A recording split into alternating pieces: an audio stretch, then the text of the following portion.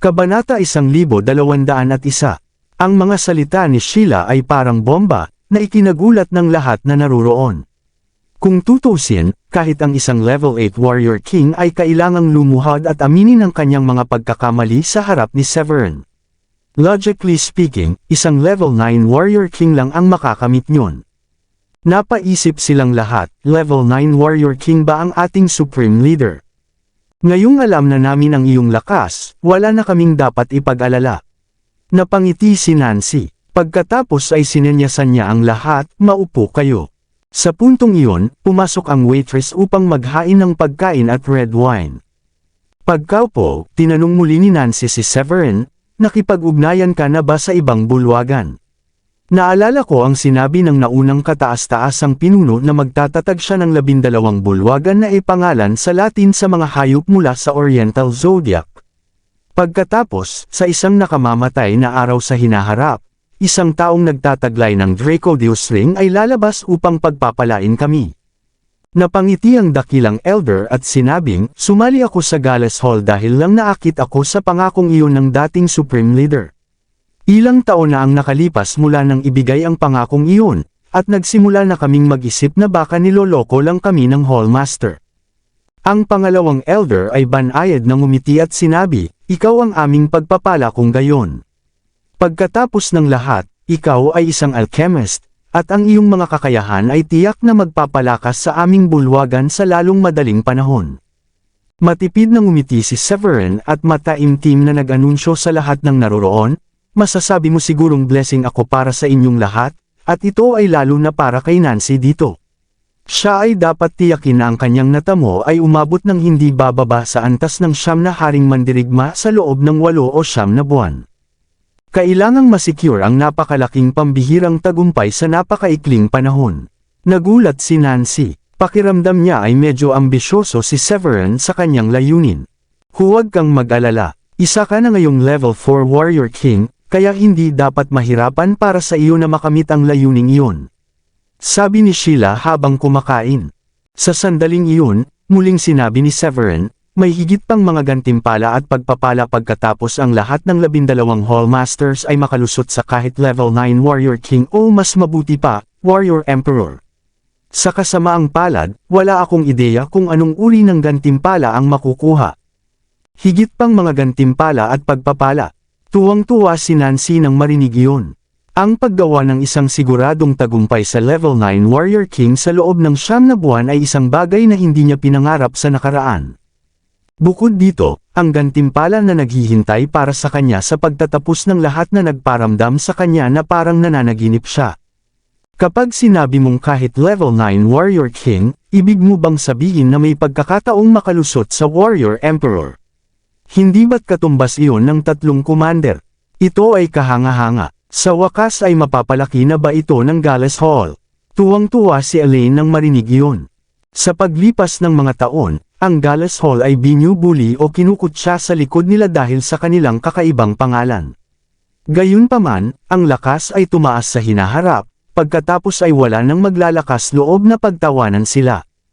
Alam ni Severin na ang pangalang Gales Hall ay magiging paksa ng panunuya at pangungutya. Bahagyang ngumiti siya at sinabing, nakahanap na ako ng higit sa kalahati ng 12 bulwagan, at naniniwala akong mahusay na mahanap ang iba sa lalong madaling panahon. Kapag natagpuan na ang lahat ng 12 bulwagan, wala ng Gales Hall, Equus Hall, o Canis Hall. Lahat tayo ay magsasama sa isa at magiging tawagin ito bilang Dracodeus Temple.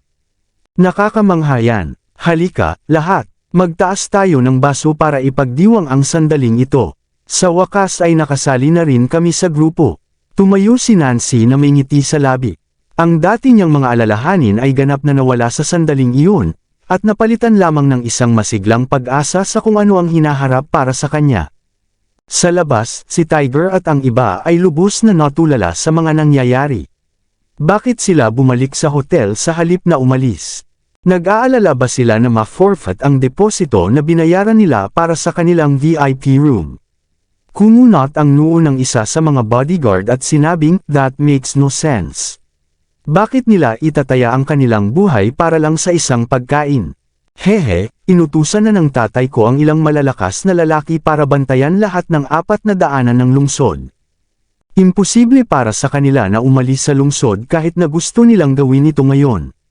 Malamig na ngumiti si Tiger. Nilabas niya ang phone niya at tinawagan ang isa sa mga lalaking pinadala niya para ipaalam sa mga Nash. Sabihin sa Nash na hindi umalis si Severin o ang mga tao mula sa Gales Hall. Nasa hotel pa rin sila, at mukhang pumasok sila para sa hapunan. Papuntahin agad dito ang Nash. Maghihintay ako dito kasama ang ilan sa aking mga tauhan. Pagkaraang tapusin ang telepono, ngumiti si Tiger ng matamis at sinabing, ang pinuno ng mga Nash, kasama ang kanilang mga matatanda, ay sumugod na dito. Hayaang makipag-toast muna ang batang iyon. Oo naman, 12 ng mga tao ang nagpakita doon. Sila ang pinakamalakas na lalaki ng Nash, na lahat ay mga mandirigmang hari. Ang mga matatanda, lalo na, ay mas malakas. Pinangunahan ni Tiger ang kanyang mga tauhan palabas nang makita niya ang grupo na paparating. Kuya Drill, bati niya nang makita niya ang ama ni Flynn. Agad na kumunat ang noo ni Drill. Tumingin siya kay Tiger at nagtanong, anong nangyayari, Tiger? Sino ang batang iyon? Ano ang alam mo tungkol sa kanya? Nakangiting sagot ni Tiger, malamang sumama lang siya sa Gales Hall. Narinig kong tinawag siyang Grand Elder ng ilang miyembro nila. Wala pa akong narinig na ganoong tao sa Gales Hall noon, kaya naniniwala akong baguhan siya. How dare Gales Hall stir up conflict with my family? Nililigawan ba nila si kamatayan? Naikuyom ni Drill ang kanyang mga kamao. Siya ay may nakamamatay na tingin sa kanyang mga mata, at gusto niyang bigyan si Severin ng masakit na kamatayan pagkatapos patayin ni Severin ang kanyang anak. Ang isa pa sa mga bodyguard ng Haney ay nagsabi, malamang na ang lalaki ay isang walang ingat na tao na hinahabol ang lahat ng mga hot chicks. Maraming magagandang babae sa Gales Hall, kaya malamang na matapang siya dahil gusto niyang ipakita ang kanyang kakayahan sa kanila. It's been some time since they went in, so I think malapit na silang lumabas. Bakit hindi na lang tayo maghintay dito hanggang sa lumabas sila? Alam nating lahat kung kanino pagmamayari ang hotel na ito, at sa palagay ko ay pinakamainam para sa atin na magpakita ng kaunting kagandahang loob sa may-ari, iminungkahi ni Tiger pagkatapos ng ilang pag-iisip. Tumango si Drill. Oo naman. Well, hintayin natin sila dito sa labas. Ang tanging paraan para maalis nila ang sama ng loob na ito ay ang patayin ang batang iyon kasama ng pinakamalakas na tao sa Gales Halls. May kakaibang ekspresyon si Tiger. Pinunasan niya ang tungki ng kanyang ilong at sinabing, ahem. Hindi mo ba naisip na nakakahiya kung papatayin mo silang lahat, Tio Drill? Napakaraming magagandang babae sa Gales Hall, at ang ilan sa mga babaeng pumasok ay napakaganda sa akin. Sa palagay ko kaya mong sirain ang kanilang natamo at ibigay sila sa akin. Masaya akong pahirapan sila sa ngalan mo. Naintindihan agad ni Drill kung ano ang intensyon ni Tiger. Hindi niya maiwasang mapangiti at sabihin, I didn't thought you'd have such ideas about them. Okay lang ako niyan. Sabihin mo lang sa akin kung kaninong tagumpay ang gusto mong sirain mamaya. Tuwang-tuwa na tumango si Tiger. Walang problema, 3 sa kanila ang gagawa.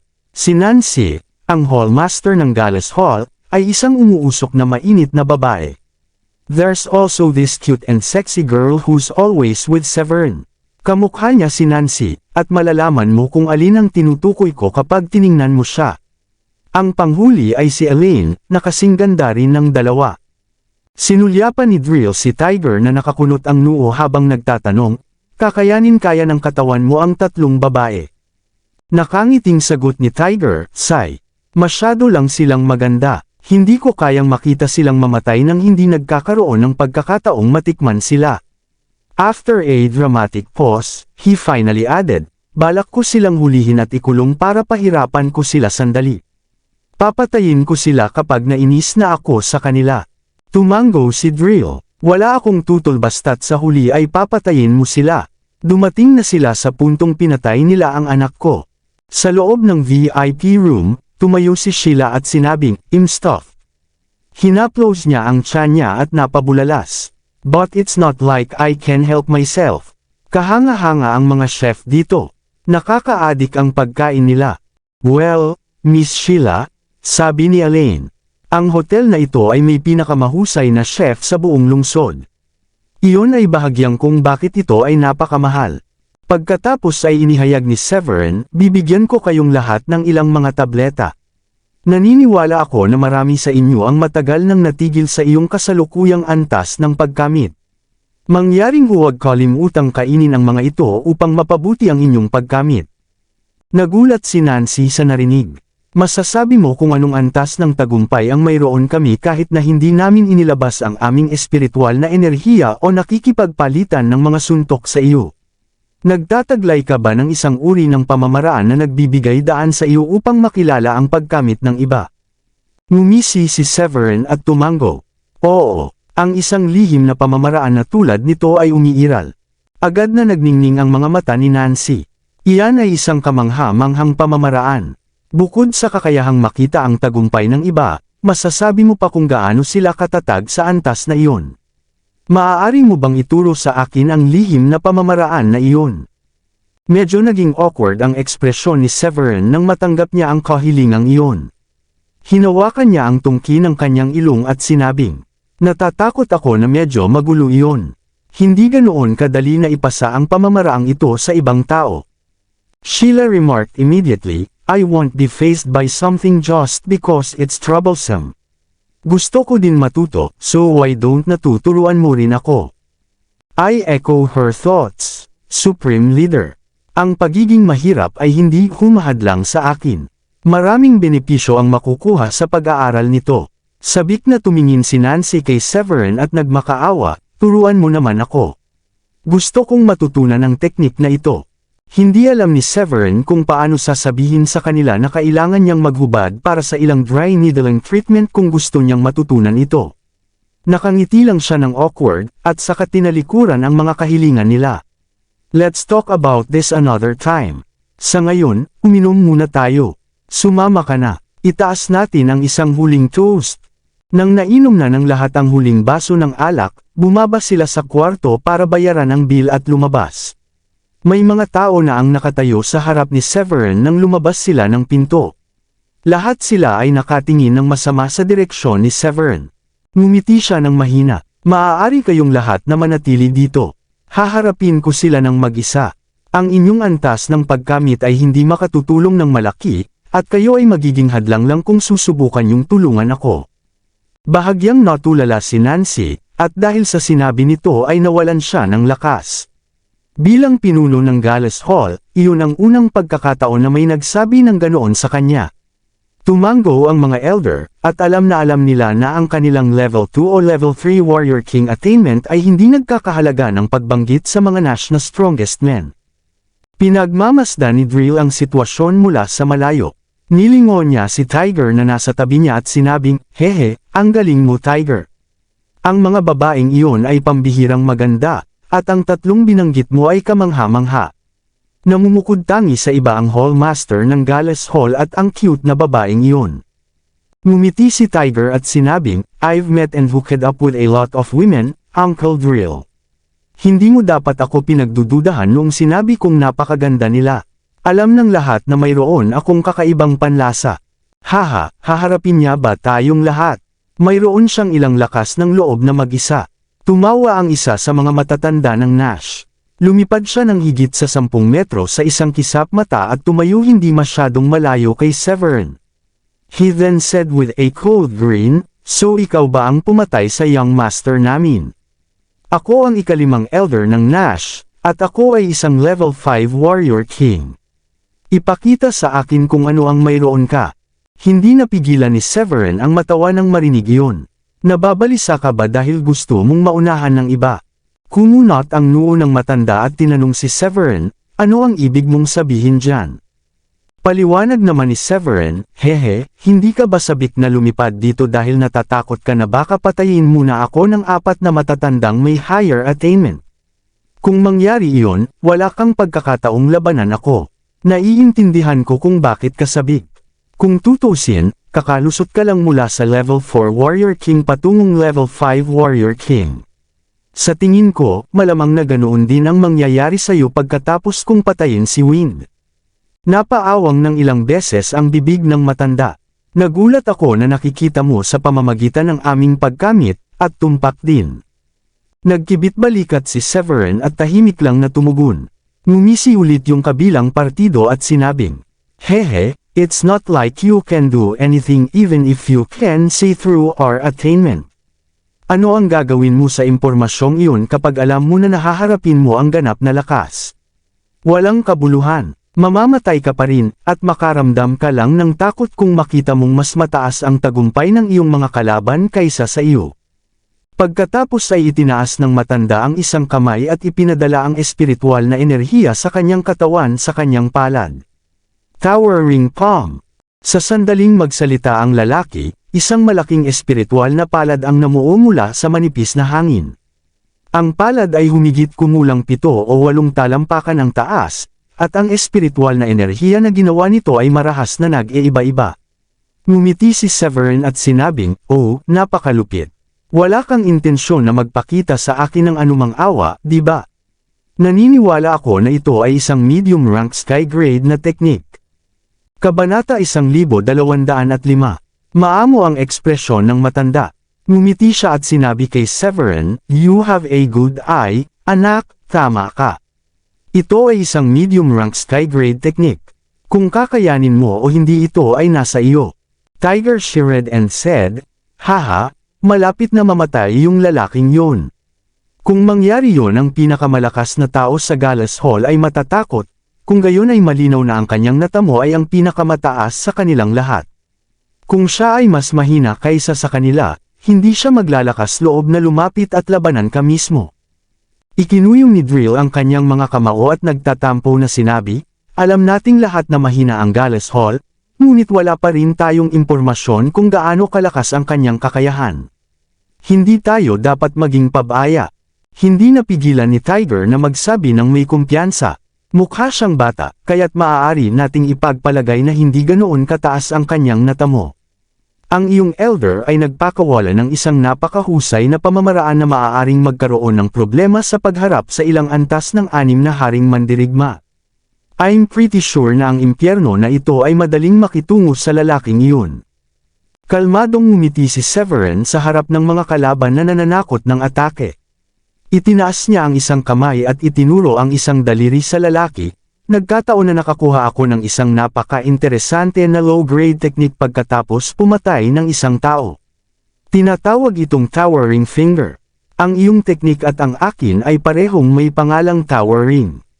Nagtataka ako kung iyon ay dahil nilikha sila ng parehong tao. Hehe, ang mga diskarteng may mababang ranggo na sky grade ay palaging mahusay. Gayunpaman, kung ang iyong natamo ay hindi mas mataas o mas mahusay kaysa sa akin, kung gayon natatakot ako na hindi ka pa rin makakapantay sa aking towering palm.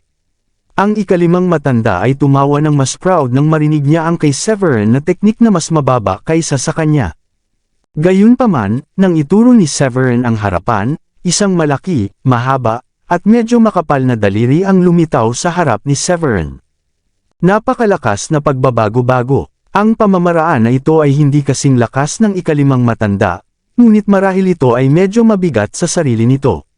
Maasim na ekspresyon ang lumitaw sa mukha ng dakilang elder ng Nash. Nararamdaman niya ang kakilakilabot na puwersa na nakasurge sa kay Severin na espiritual na enerhiya na constituted finger. Napakalakas ng pressure. Hinatak ng pangalawang matanda ang isang mahabang mukha. Alam niyang huli na ang lahat para gawin nila ang anumang bagay. Ang malaking palad at ang malaking daliri ay nagbanggaan, na nagbunga ng isang malakas na pagsabog. Boom! Ang malalakas na pagbabago-bago ay nagsimulang kumalat palabas mula sa punto ng epekto. Habang kumalat ang shockwave, maging ang enerhiya sa nakapaligid na lugar ay nagsimulang mag-iba-iba habang ang bug zone ng hangin ay bumubulusok. Pagkatapos ng split-second stalemate, lumitaw ang isang bitik sa malaking espiritual na enerhiya sa palad. Ang bitik ay nagsimulang kumalat at lumaki. Hindi, ito ay imposible. Napabuntong hininga ang ikalimang matanda. Namumula ang kanyang mukha, at hindi siya makapaniwala sa kanyang nakikita. Ang kanyang diskarte ay dapat na mas malakas kaysa kay Severin, ngunit hindi pa rin ito napaglabanan ang pag-atake ni Severin. Damn it! Ang ikalimang Elder ay Level 5 Warrior King, at ang teknik na ginagamit niya ay medium rank Sky Grade technique. Paano pa siya mabibigo laban sa kanyang kalaban? Sa pagtatapos ng Nash, ang ilan sa mga naabot na mas mababa kaysa sa ikalimang matanda ay nagsimulang mag-alala. Sa isang iglap, ang malaking espiritual na enerhiyang palad ay napuspos ng lakas ng daliri ng espiritual na enerhiya ni Severin at nawala sa kawalan. Hindi. Dahil sa pagkatalo, naramdaman agad ng ikalimang matanda ang nakakatakot na aura mula kay Severin at nagpakawala na maging desperado ang ikalimang matanda. Sa kasamaang palad, natapos na ang kanyang buhay. Ang dulo ng malaking espiritual na enerhiyang daliri ay dumapo sa kanyang katawan, at tinulak siya ng ilang metro ang layo. Pagkatapos ay bumagsak siya ng husto sa lupa, na kinuha ang kanyang huling hininga. Umaagos ang dugo mula sa sulok ng kanyang bibig. Patay na siya, anong impakto, namatay siya. Bulalas ng isa sa mas makapangyarihang miyembro ng Nash. Ang nakita nila ay isang maliit na pagtaas ng buhok para sa lahat ng naroon. Ang galing, tunay na makapangyarihan ng ating Supreme Leader. Haha, ang mga miyembro ng Gallus Hall ay nagpakita ng walang pighil na pananibik matapos makita ang nangyari. Ito ay isang napakatagal na pakiramdam ng kagalakan pagkatapos ng lahat ng pagdurusa na kailangan nilang tiisin sa nakalipas na ilang taon. Damn it! Napakataas ng kakayahan ng batang ito. Sa tingin ko baka level 7 Warrior King siya. Sa halip na dalhin siyang mag-isa, mas mabuti kung lahat kayong matatanda ay makakaatake sa kanya ng sabay-sabay. Noong una ay inakala ni Drill na ang pagkamatay ni Severin ay tiyak. Ngayon, naiwang nagngangalit siya nang mawala ang isa sa mas malalakas na lalaki sa kanyang hanay. Sabay-sabay nating atakihin siya. Ang ating lakas ay nasa bilang, at hindi niya kakayanin ang napakarami sa atin.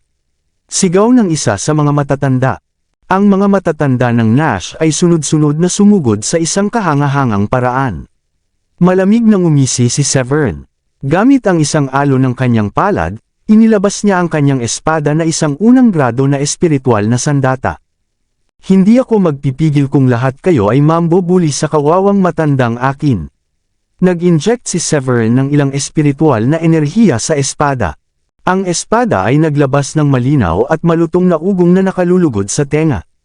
Rose Petal Rain. Nakangiti si Severin habang inihampas ang kanyang espada. Kasunod ng kanyang mga aksyon, biglang lumitaw ang malalaking petals ng rosas mula sa manipis na hangin. Di ba rose petals yan? Anong uri ng pamamaraan ito?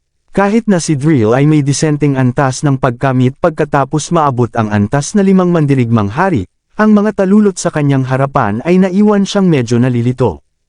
Napatigil ang mga matatanda nang makita nila ang lahat ng mga talulot na iyon. Ipinapalagay nila na hindi kakayanin ni Severin ang napakaraming tao. Gayunpaman, ang kay Severin na teknik ay sumakop sa isang espasyo at naharang ang kanilang landas. Mag-ingat, lahat, mayroong higit pa sa mga rose petals na ito kaysa sa iniisip natin. Mukhang wala itong masyadong pagbabago sa mga tuntunin ng enerhiya, ngunit hindi yun dahilan para tayo ay maging pabaya. Marami siyang pakulo. Pinaalalahanan ng matanda ng Nash ang iba matapos pag-isipan ng gulo ng mga talulot ng rosas. Gamitin ang inyong pinakamalakas na diskarte sa kanya. Siguradong hindi niya kakayanin ang lahat sa atin. Ang pangalawang matanda ay nagngangalit ang kanyang mga ngipin at nagutos ng malakas. Patayin siya. Isa-isang naglabas ng lakas ng loob ang lahat at inilabas ang kanilang mga diskarte kay Severin. Humayo ka. Itinuro ni Severin ng pasulong at pinalipad ang mga talulot ng rosas patungo sa kanila. Boom, boom, boom. Ang mga pagsabog ay narinig, at ang mga pag-atake ay tinatangay ng mga talulot ng rosas. Samantala, ang maraming rose petals na natitira ay patungo sa mga tao sa unahan. Paanong napakalakas ng kanyang atake? Namutla sa takot ang mukha ni Drill nang makita iyon. Hindi mo ba iniisip na ang mga talulot na iyon ay napakalakas? Ang isa sa mga lalaki ay nakatayo doon sa pagkalito nang makita niya ang mga talulot at tuluyang nakalimutang lumaban. Lumalapit sila sa akin. Tumalikod ang dakilang elder upang tumakas, ngunit hindi nagtagal ay napagtanto niyang may lumitaw pang 2 talulot ng rosas sa likuran niya. Papalapit na sila sa akin. Ang dakilang elder ay nagpakawala ng nakakatakot na dagandong, ngunit huli na ang lahat. Ang mga petals ay nakakabit na sa kanya, at hindi nagtagal ay naganap ang mga pagsabog. Sa sumunod na segundo, isang masa ng laman at dugo ang lumipad sa lahat ng direksyon mula sa kinaroroonan ng dakilang elder, at siya ay bumagsak ng diretsyo mula sa himpapawid. Great Elder. Ang mukha ng pangalawang matanda ay naging asul sa takot nang tumingin siya. Hindi niya inaasahan na ganoon kadaling mapapatay ang isang malakas na level 7 warrior king. Tatakbo na sana siya pagkatapos ng sigaw na iyon, ngunit sa kasamaang palad, maraming petals ang nakaharang sa kanyang daraanan. Nang dama po ang mga talulot sa kanya, isa pang bugzo ng pagsabog ang narinig habang ang pangalawang matanda ay bumagsak din. Ang ikatlo at ikaapat na matatanda, na parehong antas 6 na mandirigmang hari, ay tumaob din. Sa halos ilang segundo, 5 sa pinakamakapangyarihang miyembro ng Nash ang namatay na. Bukod sa kanila, 3 o 4 na antas ng 2 mandirigmang hari ang nahulog din pagkatapos mapatay. Takbo, dahil napakaraming tao sa paligid, marami sa kay Severin na rose petals ang naubos. Ang mga natitira ay ginamit bilang mga target na pag-atake, kaya nagbibigay ng pagkakataon para sa marami pang iba na makatakas. Hindi na napigil ang habulin pa sila ni Severin. Hindi naman mataas ang kanilang natamo, at hindi rin sila banta sa Gallas Hall. Sa isang iglap, naabutan niya si Drill, ang patriarch ng Nash. Hindi mo ako mapapatay. Mayroon akong napakagandang relasyon sa pinuno ng mga Haney. Tagaktak ang pawis ni Drill nang lumapit sa kanya si Severin. Nagsisimula na siyang manginig ng walang malay habang nakatingin sa mga bangkay ng matatandang Nash. Hehe, sa tingin mo ba natatakot ako sa mga Haney? Tumawa si Severin at walang pakialam na sinabi. Napatingin si Drill sa kinatatayuan kanina ni Tiger at ng kanyang mga bodyguard. Umaasang lalapit sila at tatayo sa kanya. Naku, walang tao sa paligid. Lahat sila ay tumakas habang nagkakagulo. Dahil alam niyang hindi siya kapareha ni Severin, agad siyang nakaramdam ng lamig sa kanyang mga buto. Gayunpaman, hindi nagtagal ay itinuon niya ang kanyang paningin kay Sheila at sa iba pa sa kabilang panig. Sa isang iglap, nag-iwan siya ng after-image sa kanyang likuran habang diretsyong sinusugod niya si Sheila at ang iba pa. Naniniwala siyang hindi maglalakas loob si Severin na patayin siya hanggat maaari niyang bihagan ang isa sa kanila. Kahit gaano kaliit ang pagkakataong iyon para makatakas, ito ay isang pagkakataon pa rin. Kung ang mas masahol pa ay dumating sa pinakamasama, pagkatapos ay mayroon siyang kahit isang tao na gagamitin bilang isang kalasag ng tao. Sa kasamaang palad para kay Drill, ang kanyang bilis ay tulad ng paglalaro ng bata kay Severin. Ingat kayo, nagulat si Nancy at ang iba pa nang makita nila ang paparating na pag-atake ni Drill.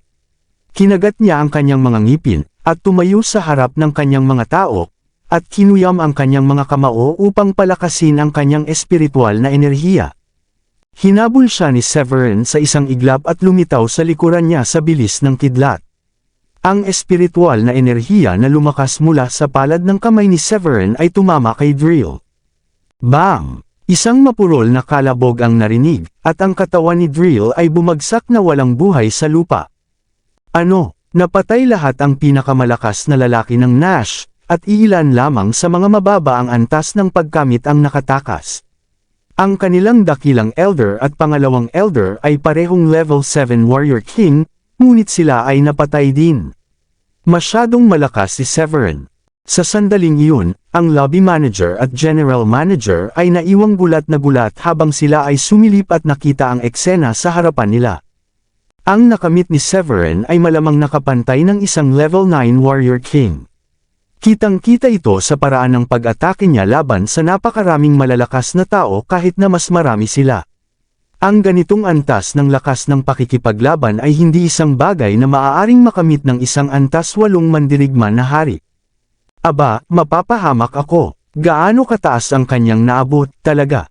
Napakalakas niya. Sa oras na ito, si Tiger ay nagpupunas ng malamig na pawis habang siya ay nakaupo sa kanyang Rolls Royce. Siya ay tumutulo sa malamig na pawis dahil sa takot. Ano ang dapat nating gawin, Ginoo? Nakita mo lang kung gaano siya kadaling mapatay ang dakilang elder at pangalawang elder, Para sa akin ay level 9 warrior king siya. Na-offend natin siya ng husto, at baka hindi siya mapaglabanan ng ating pamilya kung magpasya siyang pumunta para sa atin, sabi ng isa sa mga bodyguard ni Tiger na nakakunot ang noo. Pinunasan ni Tiger ang kanyang malamig na pawis at may pag-aalinlangan na sinabi. Sa tingin mo ba ay magdudulot ng gulo ang impyerno na iyon sa atin? Hindi ko naman siya sinaktan ng ganito, di ba? At saka, hindi pa ba niya napatay si Wind? Nakangiting sabi ng bodyguard, ngunit malamang na hindi magdadalawang isip ang isang true person of power na sirain ang isang pamilyang ikinagalit nila. Maraming ganoong tao ang may dugo sa kanilang mga kamay. Matapos iuwi ang kanyang punto, huminto siya saglit at nagtanong. Maglakas loob ka bang isugo ang buhay ng iyong pamilya para dito? Tumango si Tiger, tama ka. Tatawagan ko ang aking ama ngayon para ipaliwanag kung gaano ito kaseryoso. Sa palagay ko, ang aming pamilya ay dapat na makatakas ng mabilis hanggat maaari sa gabing ito. Mahusay na ayusin ang ilan sa mga nakatataas sa aming kumpanya upang ibenta ito. Ito ay mahusay kung magagawa nila ito, ngunit kung hindi, pagkatapos ay hayaan na lang. Ang pananatiling buhay ay mas mahalaga kaysa sa anumang bagay. Oo, upang ang mga berdeng burol ay mapanatili upang hindi tayo mag-alala tungkol sa panggatong. Pagkatapos ng lahat, ang mga heni ay may napakaraming malalakas na haring mandirigma. After natin pumunta sa ibang syudad, pwede pa tayong umunlad. Tumango ang bodyguard bilang pagsang-ayon. Agad na tinawagan ni Tiger ang kanyang ama, at ang kanyang ama ay natakot din matapos marinig ang nangyari. Agad niyang naalala ang mga lalaking ipinadala niya upang bantayan ang mga labasan ng lungsod at nakipagpulong sa kanila upang maghanda sa kanilang pagtakas. Gayunpaman, ang mga heni ay hindi gaanong nilalang sa mga mata ni Severin, at tinitingnan niya ang mga Nash na katulad lang din nila. Kung hindi dinala ni Drill ang kanyang mga tauhan para manggulo, hinding-hindi maiisip ni Severin ang pag-iisip na patayin sila. Gayunpaman, pinatay lamang ni Severin ang ilan sa pinakamalakas nilang miyembro para sa babala sa kanila. Ang mga taong nasa mababang antas ay hindi nabanta dahil naiwan na silang mag-isa. Hey, Severin, I bet maraming goodies sa storage rings nila, di ba? Kung tutusin, medyo mataas ang kanilang narating. Ibinigay ni Sheila ang mga singsing kay Severin matapos itong kunin mula sa mga patay na tao. Ngumiti si Severin. Ipagpalagay ko kaya, sana, mayroon silang ilang mga materyales na magagamit para sa alchemy. You're too strong, hingal na hingal si Elaine habang tinitingnan si Severin ng may paghanga.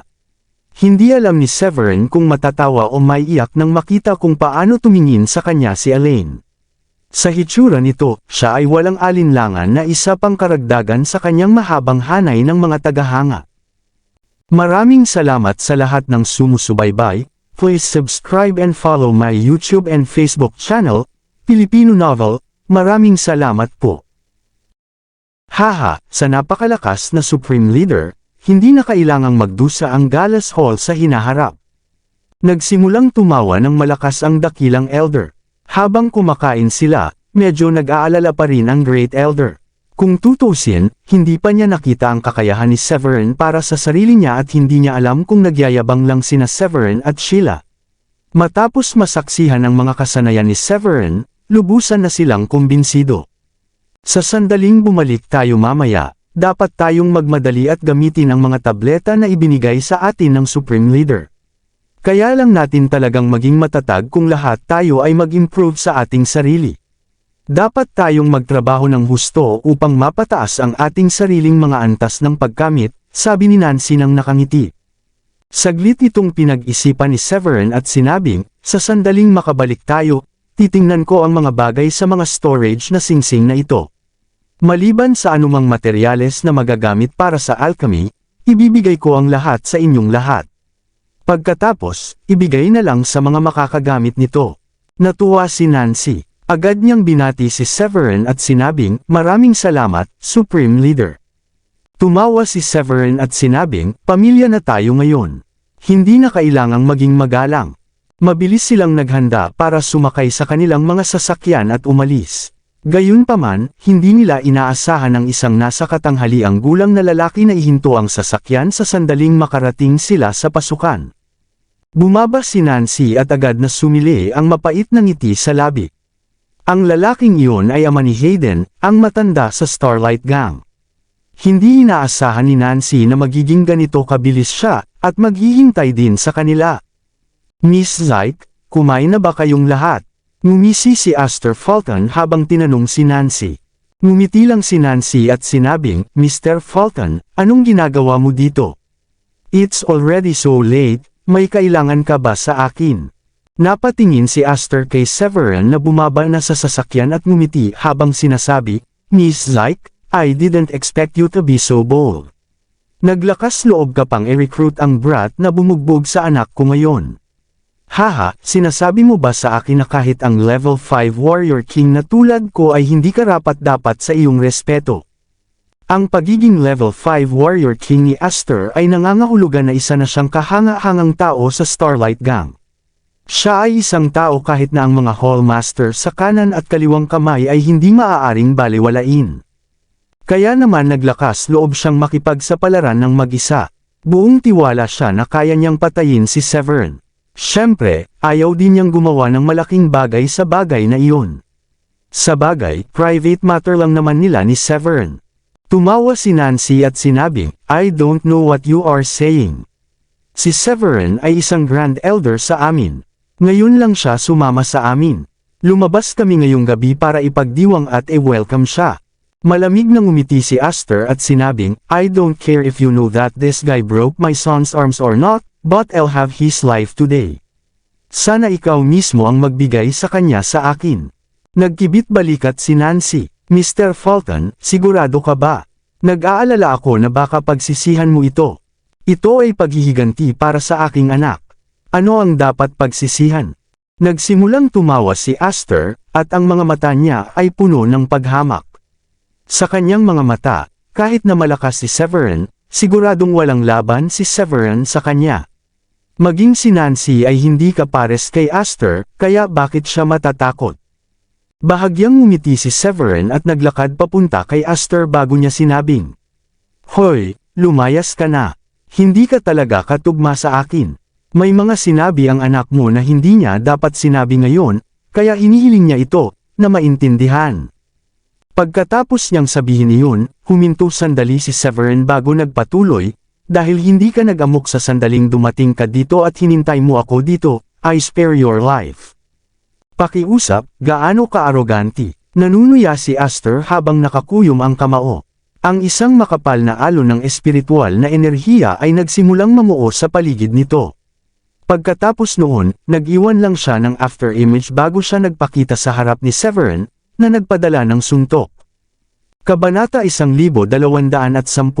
Napabuntong hininga na lamang si Severin sa pagkagalit habang nakatingin sa pag-atake.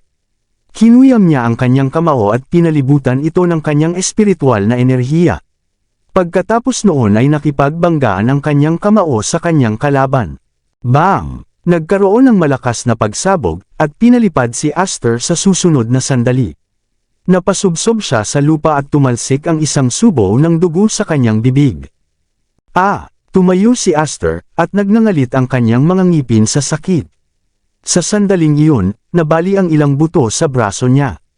Parang napilayan na ang braso niya. Napatingin siya kay Severin na may gulat sa mga mata. Sa kung ano ang nararamdaman niya sa lakas ni Severin ngayon, he was no match for Severin at all.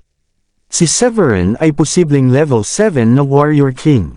Umalis ka na, dahil wala kang pinatay na mga inosente sa Gallows Hall at nandito lang para sa akin, I'll keep to my words and spared your life. Umatras si Severin para paalisin si Aster. Alam ni Aster na mamamatay na siya kung gusto siyang patayin ni Severin. Ang pagiging buhay pa lamang niya ay isa ng gawa ng awa. Salamat dahil hindi mo ako pinatay.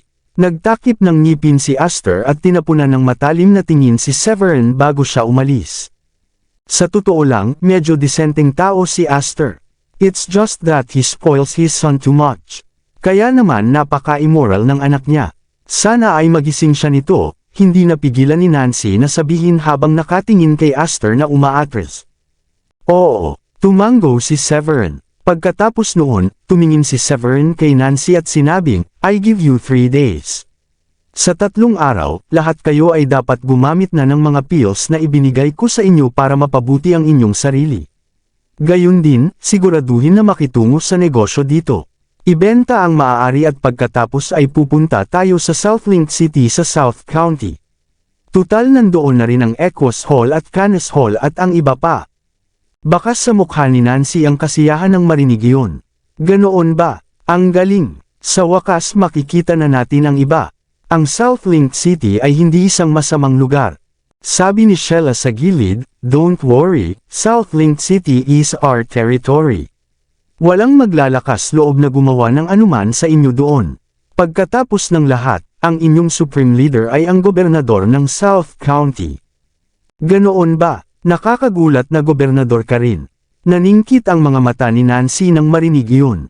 Ito ay mahusay. Makakalakad na ang Gallas Hall nang nakataas ang ulo natin sa hinaharap, nakangiting sabi ni Elaine. Nagsimula pa siyang maglakad ng buong kabulastugan. Ngumiti si Severin at sinabing, "Ganun ba?" Nagsimulang tumawa ng malakas ang lahat. Mabilis na umalis ang lahat sa kani-kanilang kwarto. Nang bumalik sila sa kanilang mga silid at naligo, lumapit si Sheila kay Severin at sinabing, "Sweetheart, hayaan mo akong magpamasahe sa iyo."